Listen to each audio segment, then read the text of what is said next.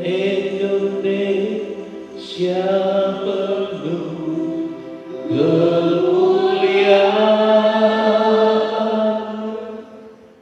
Indonesia penuh kemuliaan. Indonesia, Tuhan mengasihimu, Tuhan menjagamu Indonesia.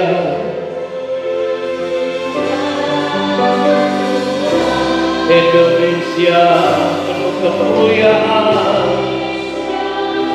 Mari kita berdoa bersama, saudara, bawa Indonesia ke hadirat Tuhan.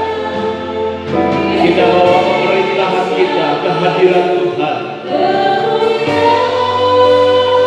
Indonesia,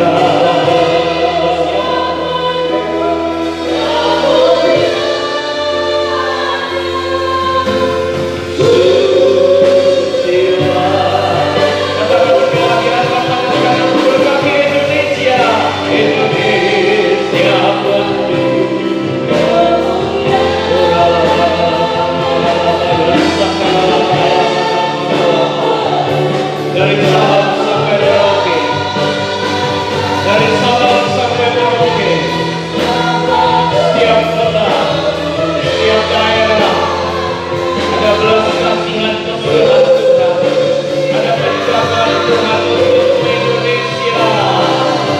Indonesia penuh kemuliaan, Indonesia penuh diberkatilah Engkau.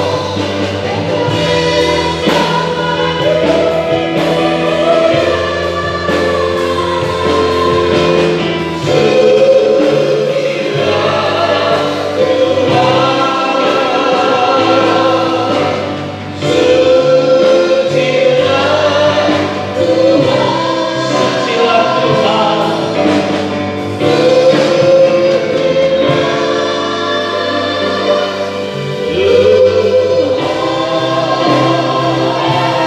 mari 1 menit berbakti bangsa kita.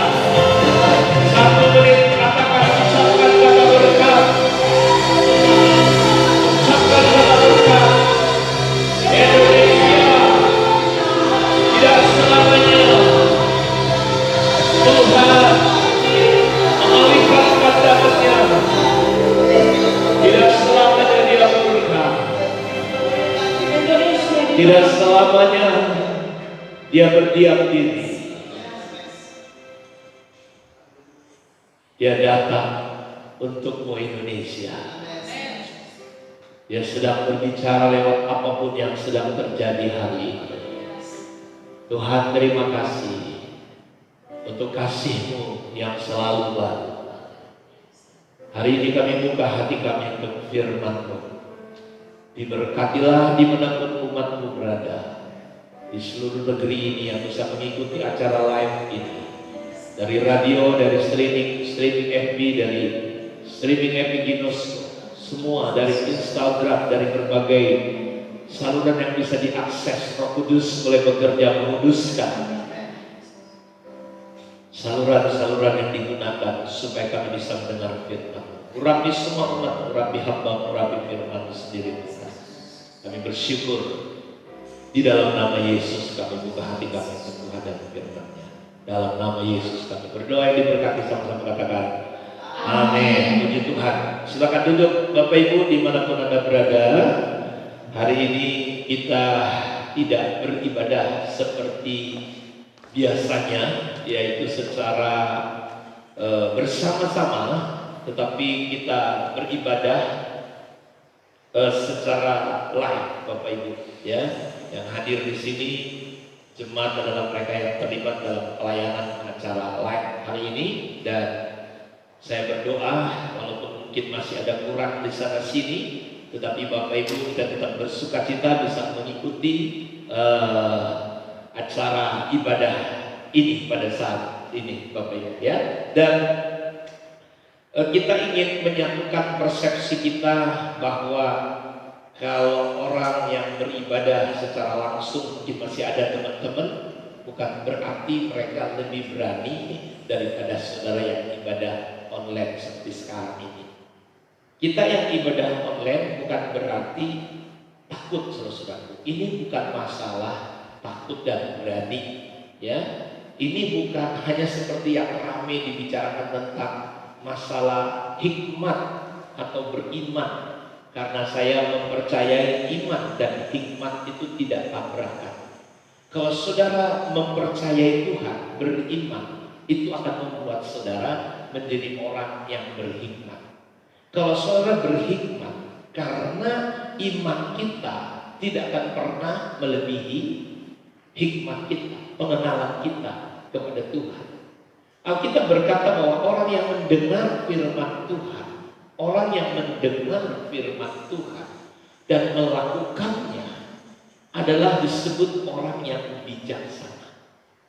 Adalah orang yang bijaksana.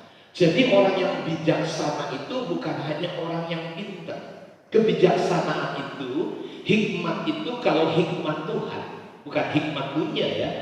Kalau hikmat dunia, karena di dunia ini ada 3 model hikmat, yaitu hikmat dari dunia ini, hikmat manusia, dan hikmat setan-setan.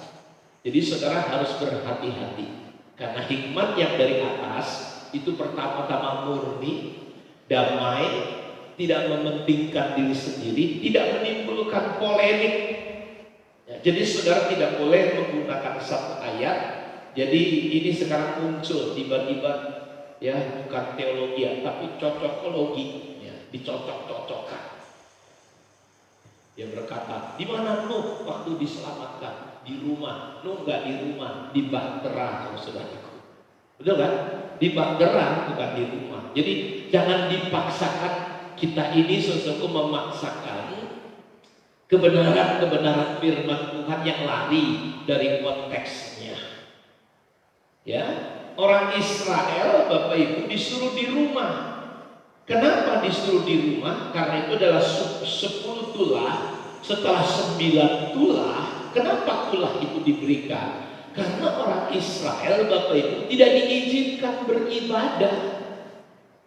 Jadi kita jangan tabrak-tabrak. Jadi nanti pokoknya firman Tuhan itu jangan jadi dibikin kacau. Jadi kita yang kadang-kadang pikiran saya sedikit agak pusing, agak kacau Bapak Ibu gara-gara cocokologi ini, ya. Jadi kalau Coca-Cola nggak apa-apa, tapi jangan cocokologi ya. Nah karena itu saya tentu sebagai seorang hamba Tuhan pada kesempatan ini ingin mengajak semua jemaat Bapak Ibu, ya, supaya kita tidak saling menghakimi, kita berhenti Bapak Ibu saling supaya setan tidak mendapat keuntungan, ya. Saya bersama-sama mengajak untuk kita memutuskan mata rantai COVID-19 dengan cara kita di rumah. Itu tujuannya. Jadi kalau kita di rumah bukan karena apa-apa, supaya kita membantu, karena memang COVID-19 ini Bapak Ibu penularannya tidak bisa disangka dan diduga. Jadi kalau kita di rumah itu tujuannya untuk memutus mata rantai. Jadi nggak usah ditafsirkan aneh-aneh Bapak Ibu, ya. Jadi nggak usah ditafsirkan yang lain-lain. Jadi kalau sudah di rumah itu untuk memutuskan mata rantai virus COVID-19. Tapi ada virus yang mengerikan, yaitu apa? Virus cocokologi ini. Virus di mana orang menularkan ketakutan, memberitakan Bapak Ibu. Jadi hari ini kayaknya Yesus lebih rendah dari virus COVID-19. Saya dapat ayat ketika pertama kali Bapak Ibu situasi ini terjadi, saya berdoa kepada Tuhan. Tuhan kasih ayat Yohanes 3 ayat 14. Di situ dikatakan sebagaimana Musa meninggikan ular di padang gurun, demikianlah juga anak manusia harus ditinggikan. Jadi justru di tengah situasi ini kita gak boleh tinggikan apapun. Situasi Musa meninggikan ular tembaga adalah ketika orang-orang Israel sudah mengalami tulah karena dosa pemberontakan kepada Tuhan, Bapak Ibu. Mereka ribuan orang mati karena digigit ular. yang ganas, yang gak perlu waktu 1 jam, hanya butuh waktu beberapa menit dipatuk mati. Dan ketika mereka menjerit kepada Tuhan, Tuhan berbicara kepada Musa, bikin ular tembaga, lambang nubuatan dari Yesus Kristus yang akan disalibkan, sehingga setiap orang yang melihat ular tembaga itu, Bapak Ibu, mereka disembuhkan. Jadi ketika situasi ini terjadi, umat Tuhan harusnya berdoa, menjerit kepada Tuhan, mencari Tuhan. Betul? Bukan masalah ibadah di rumah atau di online. Gak penting. Yang penting sekarang adalah umat Tuhan seluruh negeri ini berseru-seru kepada Tuhan, menjerit kepada Tuhan, memandang kepada Tuhan. Sebab dari salib itu terpancar kehidupan. Dan sekarang orang jadi lebih meninggikan tentang kematian. Padahal orang mati kita nggak tahu. Maut dan kita cuma sejengkal. Saudara bisa saja mati bukan karena corona, karena kau cemas, karena ketakutan, asam lambungmu naik dan asam lambung itu menyerang jantungmu dan kau mati. Karena ketakutan. Karena kematian itu rahasia Tuhan. Yang paling penting adalah bagaimana hidup saudara. Apakah engkau memuliakan Tuhan atau tidak? Jadi dalam situasi seperti ini, mari kita bertobat, berbalik kepada Tuhan. Jangan malah menghujat, Bapak Ibu. Jangan malah mengata-ngatain. Saya kadang-kadang heran juga, kok orang ke Baghdad bisa tahu berapa harga sepatunya. Yang disorot sepatunya, yang dilihat kacamatanya, yang dilihat segala macam lah. Jadi bertobatlah kita, Bapak Ibu semua. Ya, kita berbalik semua dari jalan yang jahat. Saya beritahu, dunia tidak bertambah baik. Bertahun-tahun saya berbicara. Jadi jangan seolah-olah hari ini jemaat pada syok. Terkejut. Tidak. Bapak Ibu harus mengerti. Saya bertahun-tahun kayaknya udah ngomong loh Bapak Ibu, bahwa dunia sedang menuju pada kehancuran. Sebenarnya situasi ini, kalau Bapak Ibu kembali kepada Alkitab, ya, kalau kembali kepada Alkitab, dunia ini sedang menuju pada globalisasi. Satu ekonomi, satu militer, satu agama akan muncul. Ini kan gara-gara ini kan ekonomi ini goncang semua. Kalau kita baca Alkitab, supaya apa? Setan yang akan memakai satu orang yang begitu pintar, dia bisa menyatukan dunia, supaya sistem daripada iblis antikris itu boleh terjadi. Karena itu Bapak Ibu dengerin baik-baik. Makanya saudara kalau kebaktian, simak firman Tuhan. Apalagi sekarang ya kan nggak secara langsung ibadahnya. Saudara di rumah bisa sambil makan kacang si hobo, sambil makan tempe mungkin, atau saudara sambil golek-golek. Wah, enak sekali. Dan anehnya saya memperhatikan orang yang keras menyoroti ibadah secara langsung itu adalah orang-orang yang kebaktiannya 3 bulan sekali, itu pun kalau dia ingat. Dia pula yang paling keras seperti ini. Gara-gara wah takut gereja. Ya, saya ibadah online bukan takut masalah kolektifnya Bapak Ibu. Betul kan? Hidup ini cuma, umur orang berapa tahun sih? Usia orang sebenarnya kan 1 hari 1 malam. Gak mati siang, ya mati malam. Jangan pikir saudara gak perlu corona kalau udah waktunya mati. Nanti malam lagi tidur mati juga nyakal. Benar? Karena itu hidup kita pada kesempatan ini, beritakanlah Yesus kepada siapapun. Ini kesempatan untuk kita memberitakan Tuhan. Saya ingin mengajak kita melihat satu ayat firman Tuhan dari kitab Wahyu pasal yang ke-13. Ayat yang ke-10. Bapak Ibu kalau di rumah punya Alkitab, saudara boleh buka Alkitabnya. Wahyu pasal yang ke-13. Saudara dapat? Bang JJ bisa apa? Materinya kayaknya sudah ada ya. Bisa keluar. Oke. Mari kita akan membaca ayat ini bersama-sama. 2, 3 ya. Barang siapa ditentukan untuk ditawan, ia akan ditawan. Barang siapa ditentukan untuk dibunuh dengan pedang, ia akan apa? Ia akan dibunuh dengan pedang. Ya, yang penting itu artinya apa? Hah? Penting itu artinya yang utama, yang harus kita highlight, yang harus kita seriusi sungguh-sungguh. Yang penting di sini, ketika situasi dan kondisi itu terjadi, Bapak Ibu, adalah ayat ini bilang yang penting di sini ialah ketabahan dan iman orang-orang kudus. Kalau jemaat memperhatikan, ya, ketika kita masuk tahun 2020, masih ingat nggak? Apakah yang dibutuhkan tahun 2020? Bukan uang, bukan perkara-perkara yang lain.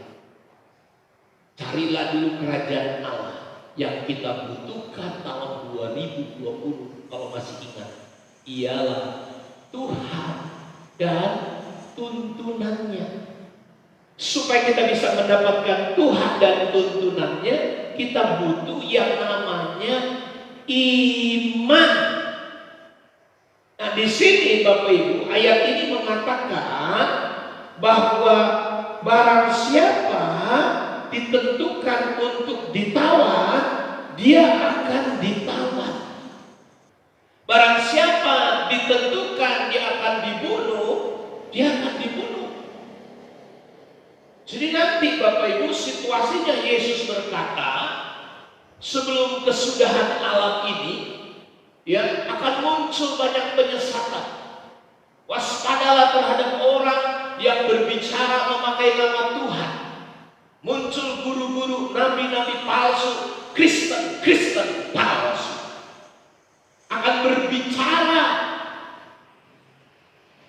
atas nama Tuhan, akan berbicara nama Tuhan. Jadi kita harus hati-hati, betul. Akan datang gempa bumi. Coba bayangkan, kalau gempa bumi kan orang disuruh apa? Keluar rumah. Kalau virus corona, orang disuruh masuk rumah. Nah sekarang, kalau kayak kejadian di Jogja sana, Bapak Ibu, gunung berapi berasap bus. Kalau gunung Sinabung nanti berasap bus. Coba orang di rumah ngapain? Keluar. Bayangin kalau corona dan gunung Merapi, Bapak Ibu, meletus. Coba mau lari kemana? Mau lari kemana? Hah? Nyanyi langsung Bapak Ibu. Hanya ku bisa lari kepada Yesus. Jadi nggak ada tempat yang aman. Saya beritahu kepada saudara, jangan pikir kalau udah dalam rumah aman, kok cilaka justru Bapak Ibu. Kita salah. Tuhan itulah tempat apa? Perlindungan yang teguh. Tuhan itu bagi kita tempat perlindungan dan kekuatan. Gitu lagunya.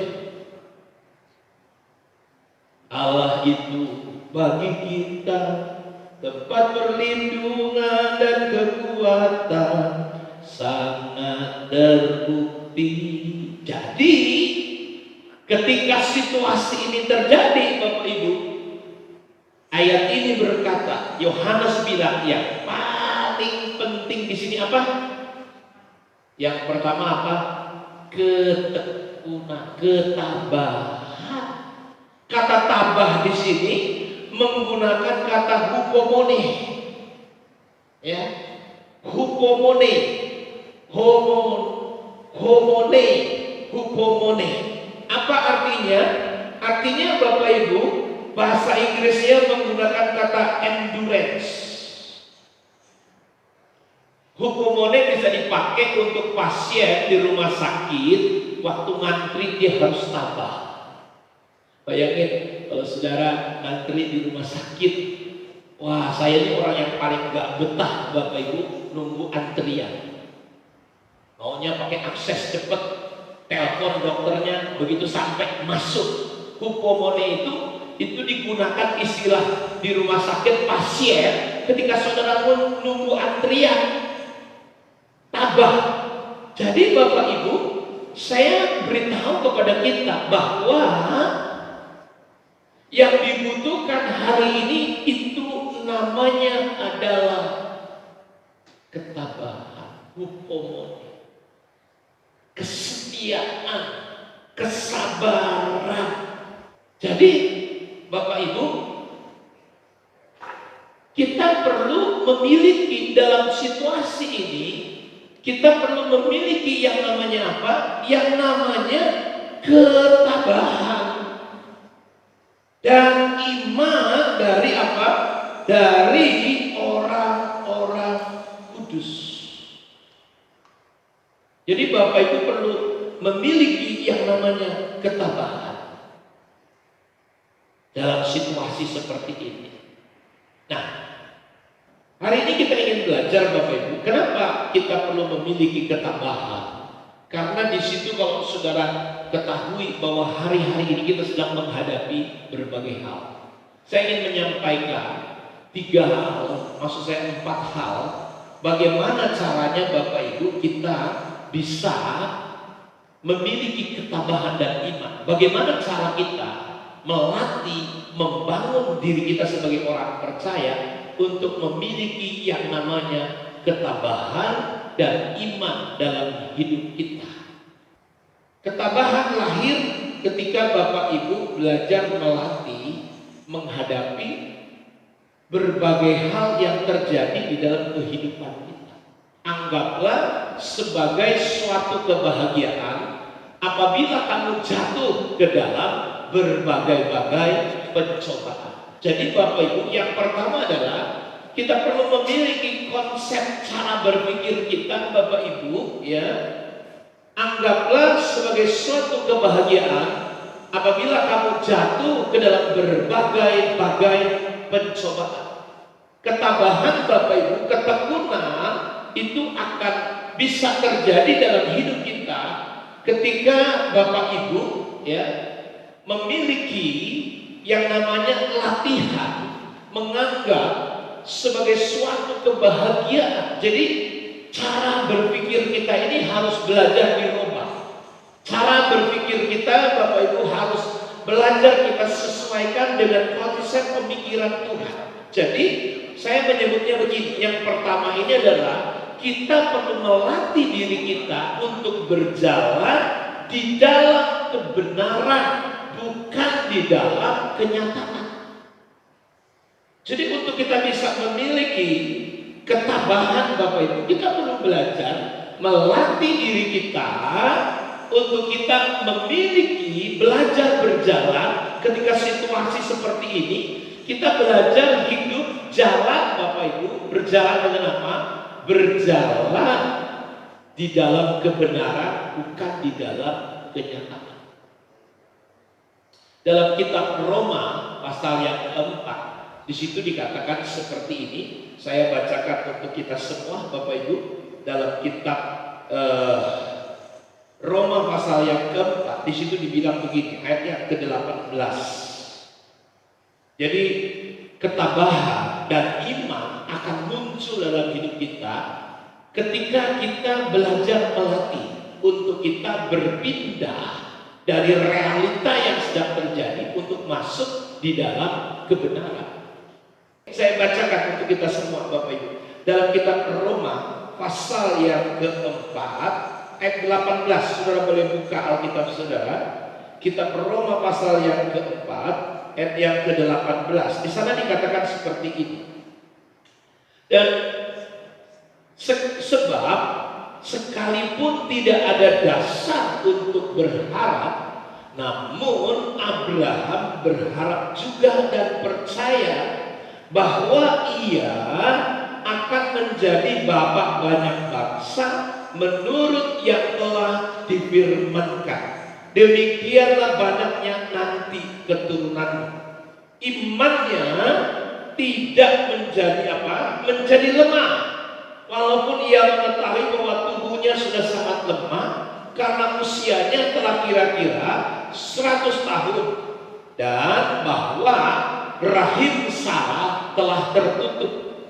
Tetapi terhadap janji Allah ia tidak bimbang karena ketidakpercayaan. Malah ia diperkuat dalam imannya dan ia memuliakan Allah dengan penuh keyakinan bahwa Allah berkuasa untuk melaksanakan apa yang telah ia janjikan. Karena itu hal ini diperhitungkannya sebagai kebenaran. Perhatikan Bapak Ibu. Saya melihat ketika goncangan ini terjadi, saya bisa membedakan, oh rupanya ini orang Kristen yang berakal. Oh ini orang Kristen yang cuma kelihatannya Kristen, kelihatannya hebat, tetapi ketika goncangan datang, selesai. Yang keluar sumut-sumut, yang keluar penghakiman, yang keluar macam-macam. Beda dengan orang yang memang berakal. Makanya Daud ketika menghadapi masalah, dikejar-kejar sama Absalom anaknya, kerajaannya mau dirampas, Bapak Ibu, Alkitab berkata, dia bilang begini, lalu dia tidur. Jadi cirinya orang Kristen yang dalam berakal, tidur itu artinya istirahat, bisa tenang, gak kepo, gak hepot, kata orang Batak, tenang. Yesus bisa tidur di tengah badai. Gimana? Saudara yang di sini masih bisa tidur? Seluruh sinaga bisa tidur? Bisa tidur kan? Haleluya. Istri saya tidurnya nyenyak sekali. Sampai terkadang dia keluarkan suara-suara bahasa roh yang berbeda. Saya bilang, tadinya sudah beberapa kali saya merekamkan, cuma saya nggak tega aja. Saudara. Dia bilang ini, sekali-sekali rekamkan kan? Nah nanti saya akan rekamkan saudara. Jadi goncangan ini saya melihat, oh iya ya, kalau orang yang berakal ke dalam.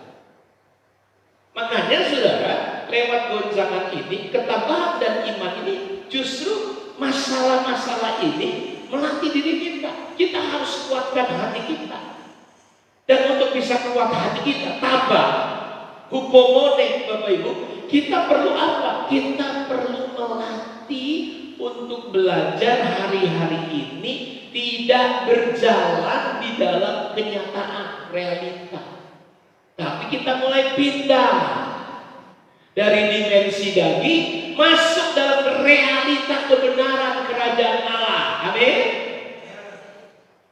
Kalau saudara berjalan, ya saya pernah ke Palembang saudara. Saya tanya, kebetulan di depan hotel tempat saya nginap itu ada jalannya kereta api ya, tram KRL. Saya tanya, ini kalau kita naik kereta api ke bandara ini berapa lama? Dia bilang cuma butuh waktu 15 menit. Jadi kalau kita naik mobil, kita butuh waktu 1 jam. Jadi kalau saudara menempuh jalan dengan jalan kenyataan realita, panjang sekali perjalanannya. Makanya kalau saudara berada hidup di dalam roh, di mana roh Tuhan ada, di situ ada kemerdekaan. Merdeka artinya tidak terikat dengan apa. Nah, lihat realitanya Abraham sudah tua, umurnya hampir 100 tahun. Kitab Ibrani mengatakan dari yang mati pucuk keluar keturunan bangsa yang besar. Mati pucuk maksudnya impoten. Sarah juga udah tua, haidnya sudah mati, mandul. Dan Bapak Ibu lihat, realitanya kalau ini diumpamakan masalahnya corona, realitanya corona woi, orang ketakutan, dibangun di sana mati. Padahal orang nggak beritahu, yang sembuh juga banyak, lebih banyak daripada yang mati. Di Cina kemarin kena 80.000, 62.000 sembuh. Sekarang udah 80.000, sekarang sudah nggak ada lagi yang sakit. Loh, kenapa kita nggak beritakan itu, Bapak Ibu? Kita dipaksa oleh dunia untuk berjalan menerima realita kenyataan. Dan ayat ini berkata, sekalipun tidak ada dasar bagi Abraham untuk berharap, namun Abraham percaya bahwa ia akan menjadi bapa banyak bangsa. Demikianlah nanti keturunan imannya tidak menjadi lemah, malah dia diperkuat. Dengan apa? Dia memuji Tuhan. Sampai pada satu titik realita dikalahkan dengan kebenaran. Amin Bapak Ibu. Ketika kita menghadapi persoalan-persoalan, anggaplah sebagai suatu kebahagiaan apabila kamu jatuh ke dalam berbagai pencobaan. Sebab kamu tahu bahwa apa katanya Bapak Ibu? Ujian terhadap imanmu. Jadi kita harus tahu ini hanya ujian. Pencobaan-pencobaan yang datang atas hidup kita tidak akan pernah melebihi kekuatan kita. Biarlah Tuhan yang kita lihat, kita pandang menjadi penopang kita. Jadi yang pertama, bagaimana caranya untuk melatih ketabahan dan iman muncul dalam hidup kita? Belajar hidup dalam kebenaran. Hanya saya berdoa supaya mata hati kita bisa terang terbuka. Satu hari Elisa, Bapak Ibu, dikepung oleh tentara yang banyak dan besar sekali. Lalu ketika pembantunya bangun pagi, buka jendela, dia lihat tentara udah begitu banyak. Dia ketakutan. Lihat ini bedanya Bapak Ibu. Orang yang biasa berjalan dengan kebenaran dengan orang yang berjalan dengan kenyataan. Dia langsung teriak, Tuanku. Kalau orang Batak bilang, matilah kita. Matilah kita. Matilah kita gara-gara corona ini. Kacaulah kita. Kenapa? Karena dia lihat realitanya. Tentara yang begitu banyak sekali. Dan Bapak Ibu tahu, Elisa bilang gini, tenang. Nah, lihat ini ya. Lihat orang yang berjalan dalam kebenaran, tenang. Yang menyertai kita lebih banyak. Kenapa? Karena si hambanya Elisa tidak bisa melihat dimensi roh, tapi Elisa bisa melihat hal. Dia berkata, kita cuma berdua Tuhan. Tidak. Yang menyertai kita, menjagai kita lebih banyak daripada yang menyerang kita. Percayakah Bapak Ibu bahwa yang menyertai kita lebih banyak daripada yang menyerang kita? Persoalannya di mana? Persoalannya mata jasmani kita lebih peka daripada mata rohani kita. Dan ini persoalan. Dan ketika Elisa berdoa untuk hambanya, ketika matanya dibuka, saya tanya, matanya udah melihat? Matanya melihat, tapi mata yang mana yang masih ketutup? Mata hati. Jadi dalam situasi begini, mata hati kita, mata iman kita perlu terbuka. Dan begitu matanya terbuka, wow, dia melihat malaikat. Sama seperti waktu Hagar nangis karena diusir dari tuannya, dibuang, dilempar Hagar anak siapa namanya Ismail, nangis dia, matilah aku Tuhan. Jadi lihat orang-orang yang tidak punya kemampuan mata iman, dia selalu akan matilah aku, matilah aku, matilah aku. Seperti gak ada jalan keluar. Lalu malaikat Tuhan membuka matanya Hagar, ternyata di situ dilihat ada air. Bapak Ibu, sudah ada antivirus corona 2000 tahun yang lalu. Satu kali untuk selamanya di atas kayu salib dia selesaikan, dari mulai COVID-1 sampai COVID-1000 nanti. Kenapa disebut COVID-19? Karena sebelumnya ada COVID yang lain, flu burung, flu babi, flu ini. Nanti nggak tahu lagi tak flu apa, ya? Nggak tahu kita. Tapi disebut COVID-19 berarti akan ada 20, akan ada 1 juta, 2 juta. Tapi Yesus sudah mati. Karena itu sebagai orang percaya pada kesempatan ini saya himbau, saya ajak kita berjalan, karena yang dibutuhkan sekarang ketabahan dan iman orang-orang. Bagaimana caranya kita bisa melatih iman dan ketabahan? Kita perlu untuk merenungkan firman, menghafalkan firman dalam kehidupan kita, melatih ketabahan dan iman kita untuk mendapatkan endurance dan ketahanan. Ya, bagaimana membangun daya tahan melalui kita menghadapi kebenaran. Ya, lalu berikutnya yaitu kita mulai menghidupi kebenaran itu. Jadi kita bukan hanya melatih, tapi kita mulai menghidupi, Bapak Ibu. Dalam kitab Amsal pasal 4 ayat 20 sampai 23, mari kita sama-sama baca. Hai anakku, perhatikanlah perkataanku, ya, dan arahkanlah telingamu kepada ucapanku. Janganlah semuanya itu menjauh dari matamu, simpanlah itu di lubuk hatimu, karena itulah yang menjadi kehidupan bagi mereka yang mendapatkannya dan kesembuhan bagi seluruh tubuh mereka. Jagalah hatimu dengan segala kewaspadaan, karena dari situlah terpancar kehidupan. Jadi yang kedua, untuk melatih ketabahan dan iman, kita bukan hanya Bapak Ibu berpindah, belajar, ya, pindah dari kenyataan pada kebenaran, tapi kita mulai menghidupi, kita mulai melatih kebenaran, menghidupi kebenaran dalam hidup kita.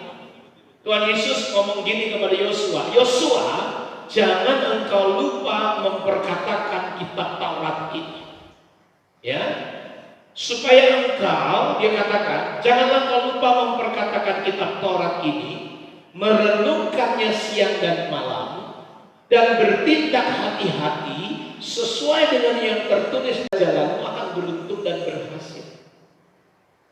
Jadi kita mulai belajar Bapak Ibu menghidupi firman. Jadi ini bukan sekedar kebaktian, tapi untuk menghadapi hal-hal yang akan terjadi lebih lagi Bapak Ibu ke depan, kita perlu melatih diri kita untuk menghidupi kebenaran itu.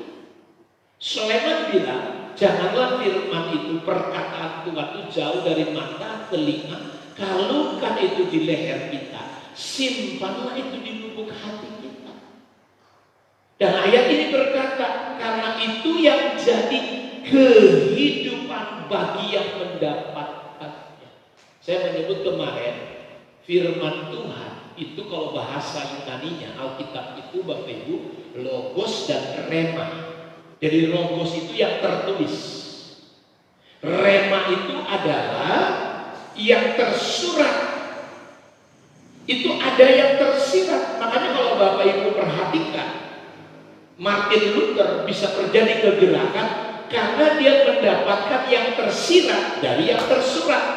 Dia mendapatkan rema dari logos yang dia baca, Roma 1:16. Jadi untuk kita bisa mendapatkan rema dalam hidup kita perlu memperkatakan, merenungkan siang dan malam. Makanya saya Bapak Ibu setiap tidur, itu sebelum tidur kalau ingatan saya masih ada, saya selalu merenungkan Yohanes 3 ayat 14 itu.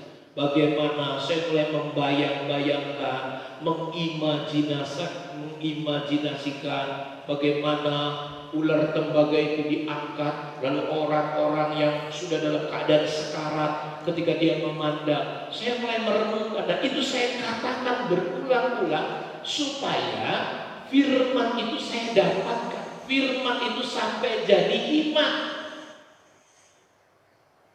Jadi bukan hanya pengetahuan. Kalau cuma pengetahuan, Bapak Ibu, ada orang yang mendengar firman gak mengerti, lalu burung-burung setan akan mengambil. Betul gak?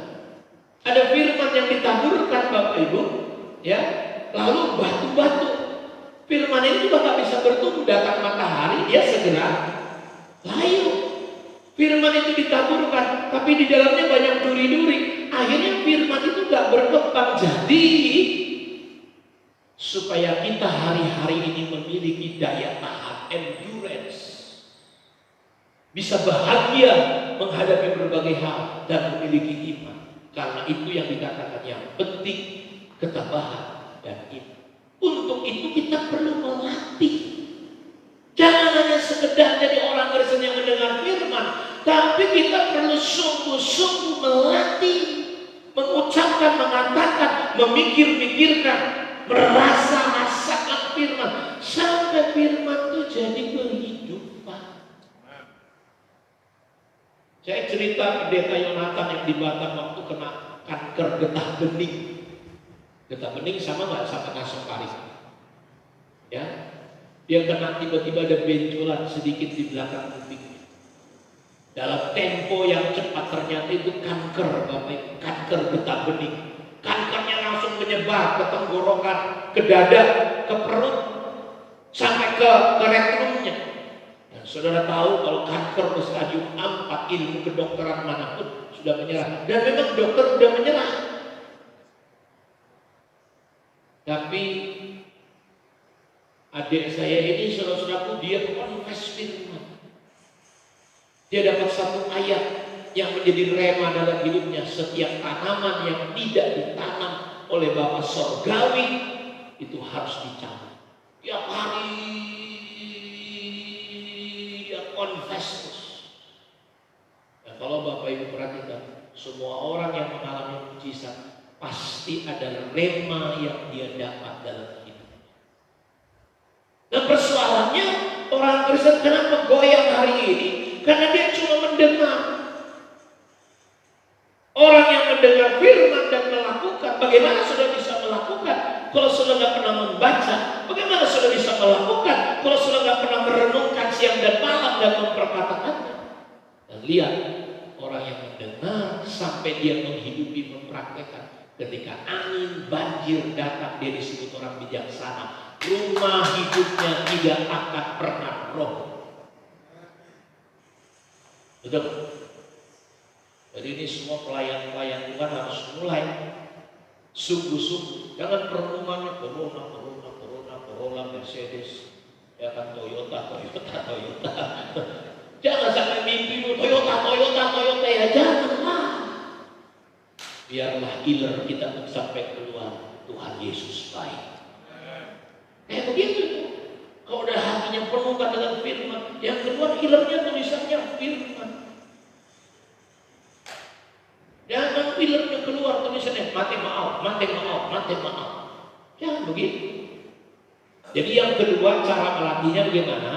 Menghidupi kebenaran.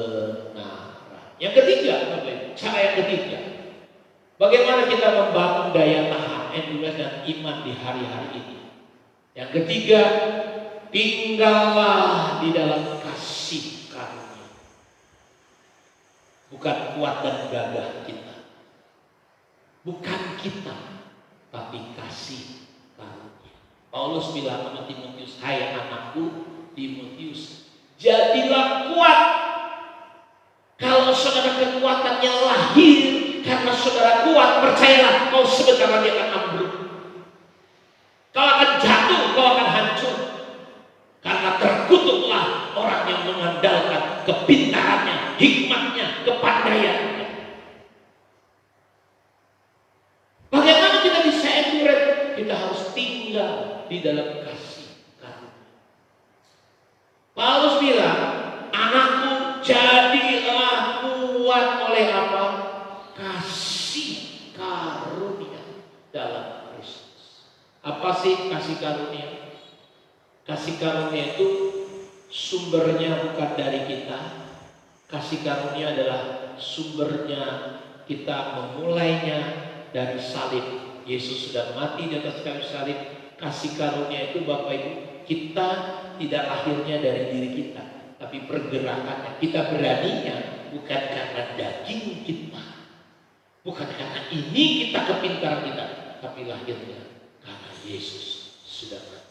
Makanya kita berkata begini, janganlah ada satu orang pun menjauhkan diri dari kasih karunia Allah. Agar apa? Agar jangan tumbuh akar yang pahit yang bisa menimbulkan kecemaran, kerusuhan, dan menajiskan banyak orang. Sederhana. Kalau Bapak Ibu rasanya udah mulai pahit nih, kecewa nih, jengkel, kita jangan-jangan sudah keluar dari kasih karunia. Karena kasih karunia itu membuat kita Bapak Ibu seperti kayak Yesus, direndahkan tapi tidak terluka, dicaci maki tidak terluka. Dalam puncak penderitaan dia tetap menyerah kepada Tuhan. Jadi bagaimana kita melatih iman dan ketabahan? Mulailah Bapak Ibu tinggal selalu dalam kasih karunia. Percayalah kepada Tuhan dengan segenap hatimu, jangan bersandar kepada pengertianmu sendiri. Ayat ini Bapak Ibu digunakan untuk menyerang orang sekarang. Nih ada ayatnya, jangan pakai pengertian sendiri. Di rumah saja. Jadi di rumah saja itu karena kita ditakut-takut. Saya nggak mau di rumah saja karena saya takut. Saya di rumah saja untuk memutus COVID-19. Betul? Maksudnya janganlah percayalah kepada Tuhan dengan segenap hati, jangan bersandar pada pengertianmu sendiri, pengertian kita sendiri. Akuilah Dia dalam segala waktu. Akui begitu Tuhan. Tanpa Kau aku tak bisa. Tanpa Kau aku gak mau. Tuhan terlibatlah, tolonglah. Tuhan, tanpa Kau Indonesia ini gak ada apa-apanya. Jika bukan Tuhan yang mengawal, menjaga kota, sia-sialah orang berjaga-jaga. Jika bukan Tuhan, sia-sia upaya-upaya kita tanpa Tuhan. Karena itu mari dalam kesempatan ini datanglah kepada kasih karunia. Yesus sudah selesaikan di atas kayu salib. Nah, yang terakhir Bapak Ibu, yang keempat, bagaimana itu kita bisa melatih daya tahan, endurance kita dan iman kita supaya bisa bangkit. Hidup dalam komunitas. Katakan, hidup dalam komunitas. Katakan sekali lagi, hidup dalam komunitas. Koinonia. Jadi kekuatan orang Kristen itu ada dalam komunitas. Orang Kristen tidak boleh Bapak Ibu hidup sendiri-sendiri. Betul ya? Kenapa komunitas? Karena Allah kita, Bapa, Anak, Roh Kudus, Dia berada dalam komunitas. 2-3 orang berkumpul, aku hadir di situ. Jadi kekuatan kita untuk kita bisa melakukan endurance, daya tahan, dan iman kita belajar hidup dalam komunitas. Karena dalam komunitas kita tetap bisa saling menghibur, menguatkan. Makanya Ibrani 10 ayat 25, jangan tinggalkan ibadah. Betul? Saya mau dorong, ini jemaat-jemaat yang mendengar, saya mau dorong saudara cari tahu di mana gereja rumah kita. Yang itu terdiri dari 6 orang, 7 orang, 8 orang, sampai 10 orang. Nggak boleh lebih banyak dari itu. Kenapa? Karena Allah itu adalah komunitas. Kenapa Allah kita tidak satu? Kenapa Allah kita tidak 2? Kenapa Allah kita 3? Pak, Allah kita 3. Ya 3 tapi 1. Esa. Saudara perlu dapat kasih karunia untuk memahami Allah kita. Amin. Banyak orang gak nyambung saudara. Dia berkomunitas. Marilah kita. Makanya saudara perhatikan. Ketika di Kisah Rasul pasal 2, kalau saudara perhatikan di situ, orang yang sudah percaya di situ, hidup bersama-sama, kuasa Allah terjadi luar biasa sekali Bapak Ibu. Kalau saya bisa bacakan sebelum kita baca di Kisah Rasul pasal 4 ini Bapak Ibu. Kisah Rasul pasal yang kedua. Kalau Bapak Ibu di rumah punya Alkitab, silakan Bapak Ibu buka Alkitabnya. Ayat 42, di sana dibilang seperti ini. Orang-orang yang menerima perkataannya itu memberi diri dibaptis, dan pada hari itu jumlah mereka bertambah 3.000 jiwa. Apa yang mereka lakukan? Mereka bertekun. Jadi ini kesempatan. Kalau saudara di rumah, kesempatan ngapain? Bukan happy-happy. Selain bersihkan rumah, kita perlu bertekun dalam pengajaran rasul-rasul. Cari tahu apa pengajaran rasul-rasul. Dan mereka bertekun dalam apa? Persekutuan. Dan mereka selalu berkumpul untuk memecahkan roti dan berdoa. Karena Tuhan mau hadir. Kehadiran Tuhan harus sesuai dengan karakteristiknya. Karena karakteristik Tuhan adalah komunitas. Dia butuh tempat namanya apa?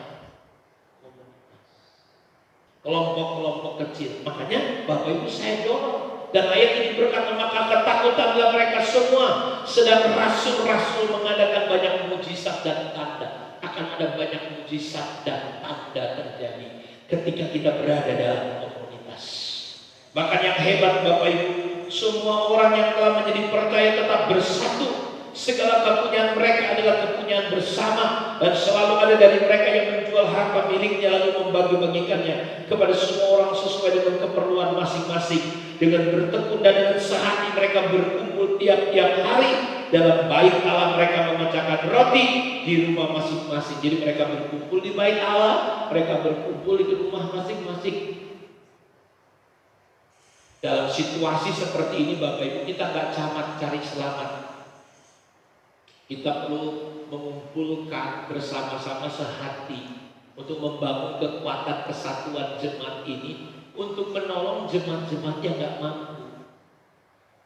Saudara mungkin punya stok 50 kotak Indomie persediaan, ya kan, supaya hari pertama dari di karantina isolasi makan sop Indomie Medan. Hari kedua rasa bumbu bakso Solo.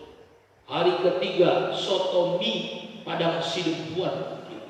Hari keempat mie goreng ayam apa gitu siapa. Hari kelima mie apa gitu ya. Hari ke-14 masuk rumah sakit karena makan Indomie terus. Bagi-bagi saudara Indominya, kumpulin. Karena itu saya berharap Bapak Ibu kita bisa lakukan sesuatu. Dengan memberi kita akan pernah kekurangan. Amin. Jadi kita akan bersatu hati. Dan saudara lihat di Kisah Rasul pasal 4 tadi pasal 2, tetap mereka berada dalam komunitas. Adapun kumpulan orang yang telah percaya itu, mereka apa? Sehati, sejiwa, dan tidak seorang pun yang berkata bahwa sesuatu dari kepunyaannya adalah miliknya sendiri, tetapi segala sesuatu adalah kepunyaan bersama. Saudara tahu, dari situlah lahir kegerakan. Kalau saudara baca pasal 5, Ananias Safira mati waktu berbohong. Ketika ada kelaparan di seluruh dunia, mereka bisa mampu menghadapi ketahanan pangan pada waktu. Kenapa? Karena mereka bersatu hati. Di pasal 13 ketika mereka berkumpul, Roh Kudus berbicara, utus khususkan bagiku Ananias dan Paulus. Disitulah tersebar di tengah-tengah goncangan itu Bapak Ibu. Kenapa? Karena mereka bersatu. Jadi jangan gara-gara COVID-19 ini kita saudaraku berpecah-pecah. Justru kita harus makin bersatu, rohnya, jiwanya, pandangannya. Lalu persekutuan kita tetap berjalan. Makanya minggu ini Bapak Ibu saya dorong semua masuk di dalam persekutuan gereja rumah. Jemaat-jemaat yang tidak tahu alamatnya di mana, tolong aktiflah pemimpin gereja rumah. Saudara yang ada di berbagai tempat, jangan pernah tinggalkan persekutuan gereja rumah, kelompok kecil. Jadi untuk melatih endurance, dan iman. Yang pertama yang kita lakukan apa?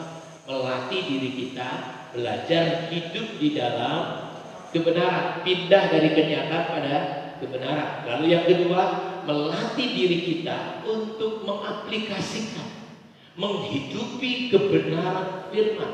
Lalu yang ketiga tadi apa? Tinggal dalam kasih karunia. Yang keempat, latihlah diri kita beribadah dalam kelompok kecil. Ada keterbukaan di situ. Waduh, jujur nih, saya takut tolong doain. Karena sudah belum ditolong. Dan kalau kita latih diri kita sedang menyiapkan diri kita. Karena goncangan belum selesai. Goncangan akan terus datang sampai tinggal tetap yang tidak tergoncangkan. Tuhan Yesus memberkati kita. Amin. Selamat hari Minggu bagi kita semua. Inilah Miracle News untuk sepekan ke depan. Berhubung adanya himbauan dari pemerintah untuk melakukan ibadah di rumah, maka untuk ibadah raya Gereja Penyebaran Injil, Gereja Anak, Miracle Youth Community minggu depan akan diadakan melalui ibadah online. Ibadah online diadakan melalui Radio Epiginosko 107.7 FM dan streaming Epiginosko Radio dan live streaming melalui media sosial. Yang pertama melalui Facebook Epiginosko Radio dan yang kedua Instagram Epiginosko Radio. Mari kita tetap rasakan hadirat Tuhan dan mendengarkan kebenaran firman Tuhan di rumah aja. Dan untuk malam puji dan sembah, menara doa syafaat untuk sementara di-off-kan. Silakan Bapak Ibu dan saudara-saudari semua untuk berdoa di rumah masing-masing. Dan untuk SPK pemenang juga akan di-off-kan untuk sementara. Dan untuk komsel tetap berjalan seperti biasa dengan memenuhi prosedur yang sudah ada. Dan jika ada info lain tentang ibadah kita akan diberitahukan melalui grup WhatsApp Gereja Penyebaran Injil Miracle Community dan dari PGR-nya masing-masing. Mari kita tetap mendukung untuk biaya operasional gereja lokal kita melalui Bank BNI atas nama Gereja Penyebaran Injil di nomor rekening 02 32 81 1379. Dan untuk BCA bisa ditransfer ke rekening Gerakan 5000 atas nama Yeremia Pangela Ponomban di nomor rekening 82 00 71 1492 atau bisa ditransfer melalui aplikasi OVO Gereja Penyebaran Injil di nomor 081 3157 07772. Apabila ada pertanyaan atau info kurang jelas, bisa hubungin bagian sekretariat di nomor 0811 621 011. Dan untuk mendukung pembangunan Geraha Gereja Penyebaran Injil bisa ditransfer melalui Bank BNI atas nama Panitia Pembangunan Gedung Gereja Penyebaran Injil di nomor rekening 0252 31 4000. Demikianlah Miracle News sepekan ke depan. Terima kasih dan Tuhan Yesus memberkati.